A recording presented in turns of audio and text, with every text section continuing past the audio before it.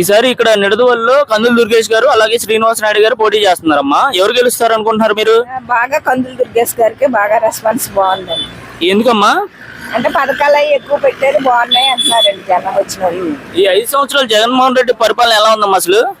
కొంతమంది బాగుంది అంటున్నారండి పథకాలు తీసుకున్న వాళ్ళు, కొంతమంది మాకేం బాగాలేదు అంటున్నారు. కానీ పథకాలు ఇచ్చారమ్మా, కాకపోతే వెనకాల బిల్లులు మటుకు అదిరిపోతున్నాయి కదమ్మా. ఏ బిల్లు అయినా కానీ మనం చూసుకుంటే ఆయన పథకం ఇచ్చింది 15,000 20,000 ఇస్తే మనకి సంవత్సరానికి లక్ష కడుతున్నాం అక్కడ.